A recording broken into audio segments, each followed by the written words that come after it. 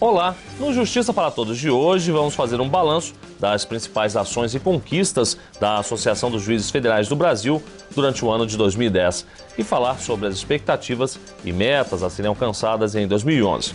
Para isso, nós recebemos aqui no estúdio o presidente da AJUF, Gabriel Vedi, que irá nos conceder uma entrevista especial dividida em 3 blocos.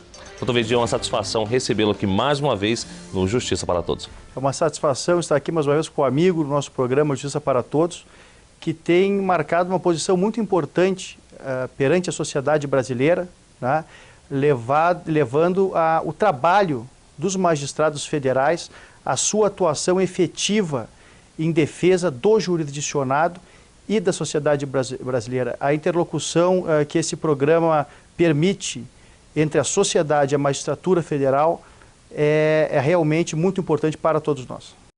Doutor Vedi, o senhor tomou posse em 8 de junho. De lá para cá foi um intenso trabalho e diversas conquistas.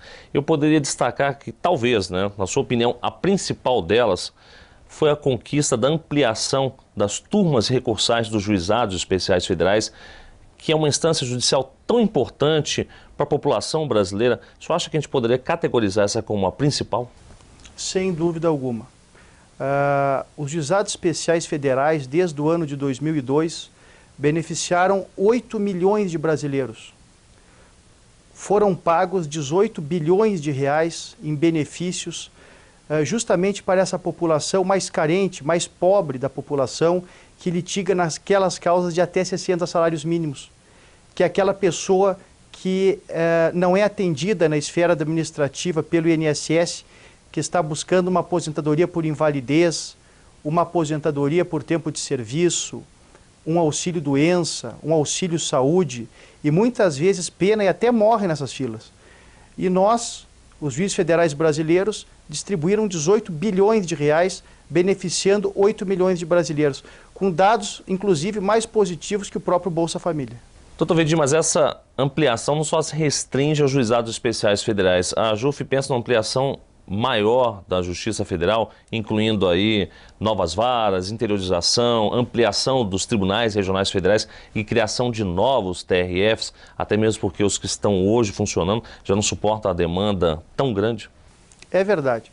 O Tribunal Regional Federal da Primeira Região e da Terceira Região, por absoluta falta de número de desembargadores de estrutura, precisam ser ampliados. Nós estamos fazendo 2 mutirões em parceria com o Conselho Nacional de Justiça e com o Conselho da Justiça Federal para quitarmos esse passivo de processos que nós temos nesses 2 tribunais em falta da absoluta falta de estrutura, embora os desembargadores estejam trabalhando demais, os servidores também desses tribunais, para colocar em dia esses processos, mas que é impossível. Nós, inclusive, a AJUF está trabalhando no Conselho da Justiça Federal para ampliação desses tribunais, Isso na nossa última sessão da última semana que nós tivemos no Conselho da Justiça Federal, foi aprovada a ampliação do Tribunal Regional da Primeira Região em mais 30 cargos de desembargadores e aprovado também esse anteprojeto para que seja ampliado o Tribunal Regional Federal da Terceira Região em mais 54 desembargadores. Mas nós também precisamos ampliar o Tribunal da Quarta Região, o Tribunal Regional Federal da Quinta Região e o Tribunal Regional Federal da Segunda Região, com 8 vagas de desembargadores em cada um deles. Isso é necessário, Samuel. E coloco, porque a Justiça Federal, desde 1989, ela quintuplicou o seu tamanho no primeiro grau. E a estrutura da Justiça Federal de segundo grau é rigorosamente de 20 anos atrás, quando a população brasileira eram 100 milhões de brasileiros. Ao contrário da Justiça do Trabalho, por exemplo, que tem em todos os estados, né, presidente?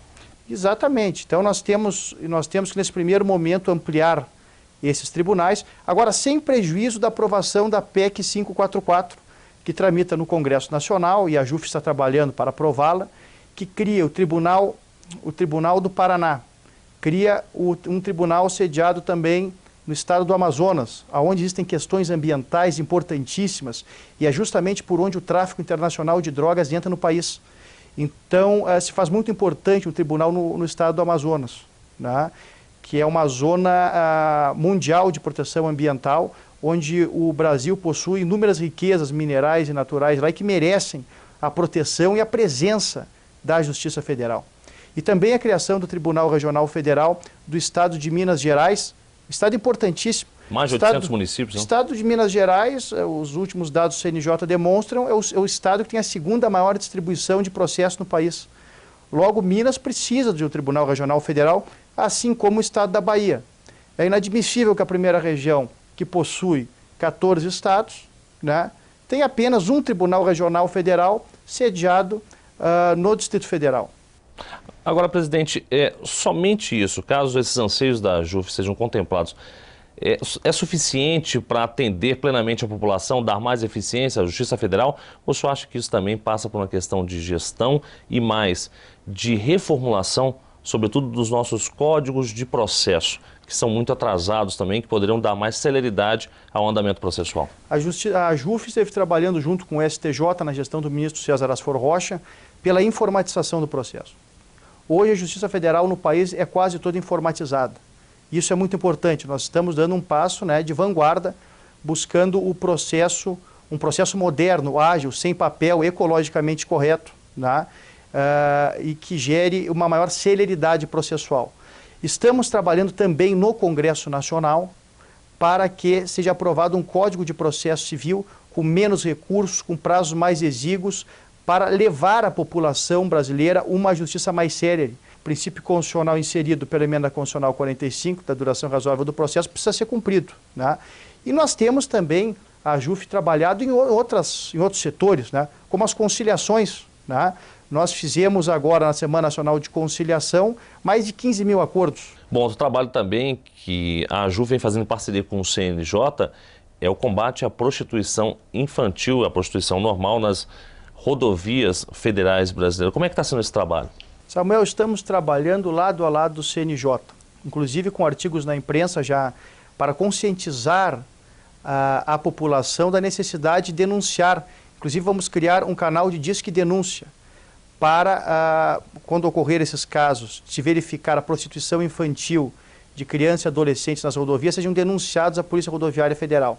E nós estamos trabalhando em parceria com o Conselho Nacional de Justiça e com a própria Polícia Rodoviária Federal. Mas também aí, nessa campanha nacional, nós estamos treinando, né, os policiais rodoviários federais e também combatendo outros crimes que acontecem, que é o tráfico de armas, né, o tráfico de drogas, também são objeto dessa campanha, né, e também a corrupção, que existe, como existe em todos os setores da sociedade, nas rodovias federais. O senhor falou da questão do combate à corrupção.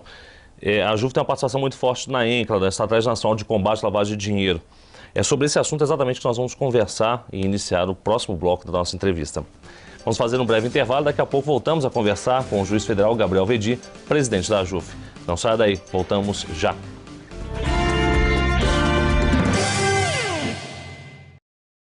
Você mostrou pra mim onde encontrar assim mais de 1 milhão de motivos pra sonhar. Enfim, é tão gostoso ter os pés no chão e ver que o melhor da vida vai começar. 2011, o melhor da vida vai começar de novo. Voltamos a conversar com o presidente da Associação dos Juízes Federais do Brasil, Gabriel Veddi. Presidente, nós terminamos o último bloco dizendo do trabalho que a JUF vem fazendo junto ao Conselho Nacional de Justiça para combater a prostituição, a favor da conciliação também, para evitar a judicialização excessiva. E também um trabalho que a JUF vem fazendo por si só, com o CNJ, com o Conselho da Justiça Federal e com outros órgãos, de combate à corrupção e à lavagem de dinheiro. A JUF participa há bastante tempo da ENCLA, da Estratégia Nacional de Combate à Lavagem de Dinheiro. O senhor acha que essa participação está sendo proveitosa e a própria ENCLA, a existência da ENCLA, já vem trazendo resultados positivos para combater esse grande mal no Brasil? Sem dúvida alguma. Os juízes federais têm botado na cadeia aqueles que praticam esses crimes com uma incidência cada vez maior, né? E nós somos parceiros, claro, da ENCLA, do Ministério da Justiça, né? E temos juízes federais da mais alta qualidade, da mais alta especialização, trabalhando nesses debates. E mais, temos trabalhado em toda essa legislação que visa combater a lavagem de dinheiro, né? Temos trabalhado no Congresso Nacional para que tenhamos penas mais rigorosas e mecanismos para apurar esses crimes. Entre esses projetos de lei de nosso interesse está o Código de Processo Penal, que nós lutamos para que o poder de instrução complementar do magistrado seja preservado. Lutamos pela diminuição do número de recursos, justamente para evitar a prescrição e a impunidade, né? Agora, a questão do Código de Processo Penal que o senhor citou, tem uma questão meio controversa, aquela questão do juiz das garantias. Como é que é a posição da JUF, ou seja, de ter dois juízes, um para a parte da instrução criminal e o outro apenas para julgar? Como é que a JUF vê essa proposta? É com maus olhos, né? O juiz de garantias, na verdade, em primeiro lugar, o Brasil não tem condições de implantar o juiz de garantia, porque 60% das varas no país tem apenas um juiz. Mas, de qualquer forma, não se pode perder aquele trabalho todo que é realizado na instrução, na parte do inquérito policial, que é feito por um juiz, que ouve testemunhas, acompanha a realização de perícias, ouve o réu, né? Ele faz tudo isso, chega já a uma certa convicção, a uma certa bagagem de conhecimento sobre a autoria e a materialidade do crime. Logo, todo esse trabalho realizado acaba sendo desperdiçado, porque daí tem que se colocar um outro juiz na fase do processo, né, que vai ter que fazer tudo isso de novo, vai ter que reestudar todo o processo. E eu digo mais, hoje no Brasil existe uma impossibilidade material de se criar o juiz de garantias, porque nós não temos estrutura de juízes suficientes. E mais, modernamente no direito, em todo mundo, na organização judiciária de todo mundo, existe a especialização. No nosso caso, evidentemente que os juízes criminais, eles são praticamente uma minoria na carreira, né, que estão com a especialização criminal, é tempo de ganho em varas criminais. Com o juiz de garantia, além de não ter estrutura hoje, ainda que nós criássemos a estrutura, nós teríamos que deslocar juízes especializados em outras áreas, como direito tributário, direito civil, no caso da justiça estadual, até de juízes de família, para trabalharem na esfera criminal. Logo, é uma proposta que não está de acordo com a realidade do nosso país e com a nossa estrutura. E mais, para implementar isso aí geraria atrasos no processo que causaria certamente a prescrição e a impunidade. Além de custo, né? Muito elevado. Né? Custo muito elevado que nós não precisamos enfrentar, né? E o nosso Código de Processo Penal, ainda que mereça alguns reparos, é um Código de Processo Penal muito eficiente, né? E os juízes federais, as estatísticas demonstram, né, que nós temos processado, julgado e condenado, né? Claro, observado a ampla defesa, o contraditório, o direito de defesa, que é muito importante, nós temos que pontuar bem isso, mas os juízes federais têm justamente condenado esse crime que é tão nocivo, lavagem de dinheiro, né? As organizações criminosas que se alimentam desse crime, né, no nosso país, a gente vê, por exemplo, no Rio de Janeiro e tal, lavagem de dinheiro é um crime hoje que se transnacionalizou. E complexo e dificílimo também de se provar, né, presidente? É uma coisa bastante complexa. Inclusive é um dos temas de discussão dentro da ENCLA, que a JUF participa. Agora, além da ENCLA, a JUF também participa de um outro movimento que também pretende combater distorções e até muitas vezes crimes eleitorais, que é o Movimento contra a Corrupção Eleitoral. Né? Como é que está sendo esse trabalho da JUF e como é que está sendo o trabalho da JUF de repensar o nosso Código Eleitoral? Nós estamos, evidentemente, combatendo, porque a sociedade hoje quer, em verdade, uma política limpa, livre de corrupção, né? Isso é um clamor da sociedade. Nós entendemos isso. Então, nós participamos, né, desse movimento contra a corrupção eleitoral com todas as nossas forças. Em relação à justiça eleitoral, nós estamos caminhando com a comissão de juristas. O nosso representante lá é o juiz federal Roberto Carvalho Veloso, né, que tem feito um grande trabalho nessa comissão de juristas. Eu mesmo, na medida do possível, tenho participado da maioria de várias audiências públicas sobre o novo Código Eleitoral. E é uma necessidade, evidentemente, que hoje com a Justiça Federal interiorizada em todo o país, né, que onde existem varas federais, que a competência para julgar e processar as questões eleitorais sejam de competência do juiz federal, porque a Justiça Eleitoral pertence à Justiça Federal e mais, Samuel, Isso aí economizará recursos aos cofres públicos. E se paga gratificações para os juízes estaduais que são desnecessárias, né? Esses processos podem ser julgados pelos juízes federais sem nenhum custo para a União, o que é muito importante. Então, e mais, a Justiça Federal hoje está informatizada. Nós temos prédios modernos. Tá? A advocacia pública, que é importante também na Justiça Federal, ela também está interiorizada. Ou seja, a Justiça Federal ela tem uma estrutura de vanguarda para abrigar a justiça eleitoral em todo o país. E precisamos também de maior representatividade nos TRS, com mais juízes federais. Você acha que de alguma forma também a participação do juiz federal, uma maior participação, não só nos tribunais regionais eleitorais, mas também na primeira instância, diminui ou, digamos assim, reduz um pouco a pressão exercida, sobretudo nos estados, pelos governadores políticos locais, em cima do juiz estadual? Com certeza, porque o juiz federal ele não fica vinculado à comunidade local. Ele não está sujeito à pressão dos vereadores, dos prefeitos, deputados estaduais e governadores. Isso aí gera uma presunção de maior imparcialidade, né? E o juiz fica mais livre de pressões, né? Os juízes estaduais fazem também um grande trabalho, é importante que se diga que não se quer retirar da Justiça Estadual essa competência. Nós queremos apenas que, onde existem prédios da Justiça Federal, que ali a competência seja do juiz federal para economizar recursos públicos e levar uma Justiça Federal mais efetiva e que também possa combater a impunidade na área eleitoral.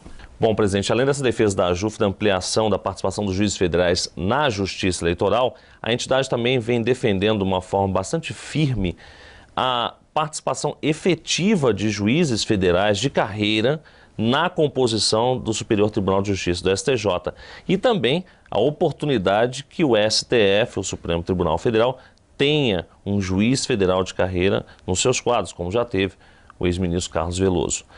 Eu gostaria de tratar desse assunto com o senhor, verificar qual a posição da AJUF realmente sobre esse tema, mas não agora, no nosso próximo bloco.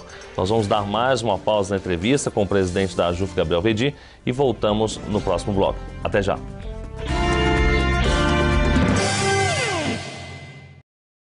Você mostrou pra mim onde encontrar assim mais de 1 milhão de motivos pra sonhar. Enfim, é tão gostoso ter os pés no chão e ver que o melhor da vida vai começar. 2011, o melhor da vida vai começar de novo.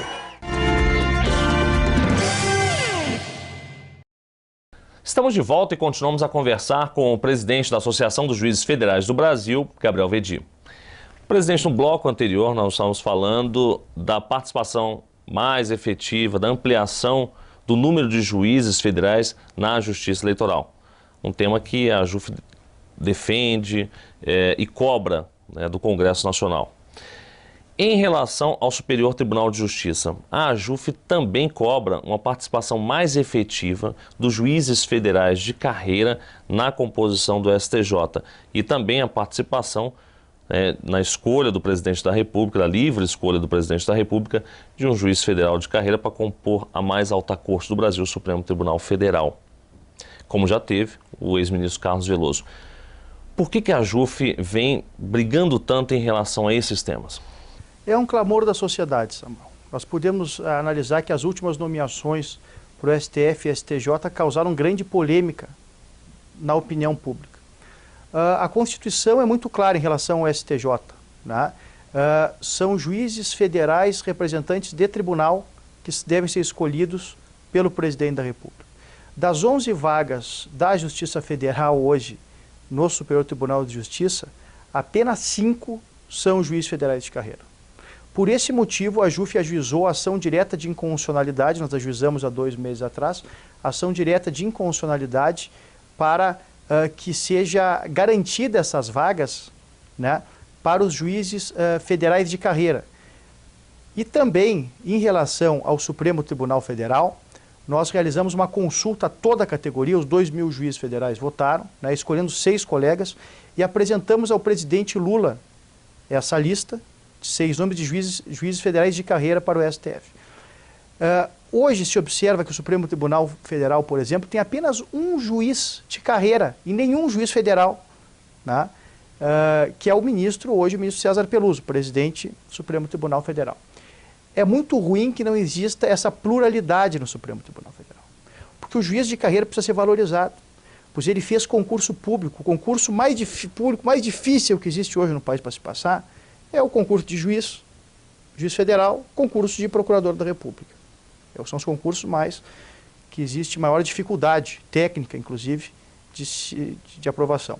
E o juiz, desde que inicia na sua carreira, ele vai lá para o interior, realiza audiências, sempre desde o início da carreira tem um pensamento imparcial, pensamento apolítico, o que dificulta muitas vezes que o juiz vá para o Supremo Tribunal Federal, porque ele não tem aquelas relações políticas que são necessárias para essas nomeações. E domina a técnica, né, acima de tudo. Domina a técnica, ouve testemunhas, prolata sentenças e trabalha durante 30 anos, mais ou menos, de forma imparcial. Por que não levar esse imparcial, desde a origem, até o Supremo Tribunal Federal?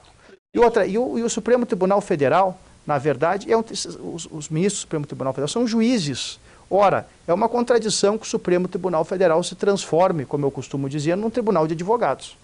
E isso é um contrassenso e que a sociedade brasileira não está mais aceitando. E no Superior Tribunal de Justiça ocorre o mesmo, e nós protocolamos essa ação direta de inconstitucionalidade no Supremo Tribunal Federal para garantir que daqui para frente, nas novas nomeações, os desembargadores do Tribunal Regional Federal, dos Tribunais Regionais Federais que sejam escolhidos para ministros do STJ, sejam desembargadores federais oriundos da classe dos juízes federais de carreira. Presidente, em relação ao Conselho da Justiça Federal, falando da origem, do concurso, a JUF agora vai participar mais efetivamente o juiz de primeira instância, né, vai participar mais efetivamente dessas bancas que antes era quase que exclusivo de desembargadores federais, né? Conseguimos essa vitória no Conselho da Justiça Federal, entre outras, uma vitória muito importante que permite que o juiz de carreira de primeiro grau participe das bancas examinadoras de concurso para juiz.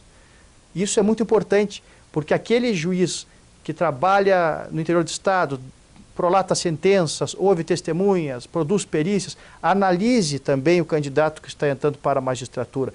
Ou seja, porque nós temos ali na banca examinadora de concurso desembargadores, promotores, professores, advogados, desembargadores, advogados, mas juízes de primeiro grau, que é justamente o concurso, e a maioria que está sendo analisado. Né?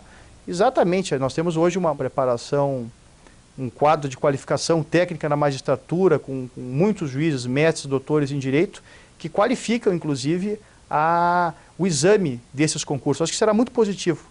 Presidente, infelizmente nossa entrevista está chegando ao fim, mas eu não poderia deixar de perguntar, eu gostaria que o senhor respondesse rapidamente. São boas as expectativas para esse ano que se inicia, de 2011?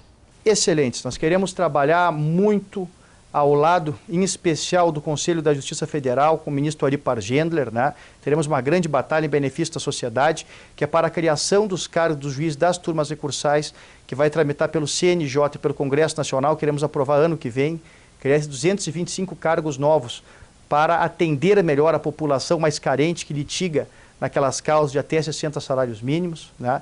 E também vamos trabalhar ao lado do Conselho da Justiça Federal, ao lado do ministro Ari Pargender, para a ampliação da Justiça Federal no segundo grau, para que nós possamos levar uma justiça mais rápida à população. Nós temos uma obrigação social em relação a isso, Samuel, e isso é importante nós chamarmos a atenção da sociedade, que nós precisamos levar uma justiça mais rápida ao cidadão, mas precisamos de estrutura, precisamos ampliar a justiça no segundo grau, e isso é uma necessidade que vem sendo reconhecida, inclusive em nota técnica do Conselho Nacional de Justiça, que também tem sido um grande parceiro da JUF.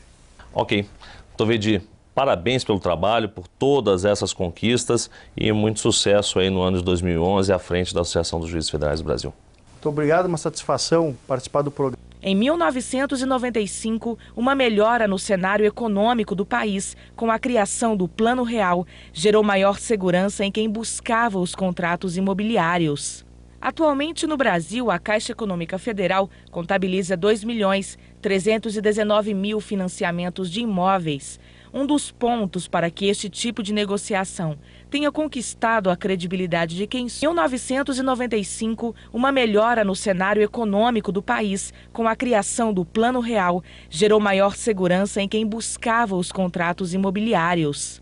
Atualmente, no Brasil, a Caixa Econômica Federal contabiliza 2.319.000 financiamentos de imóveis. Um dos pontos para que este tipo de negociação tenha conquistado a credibilidade de quem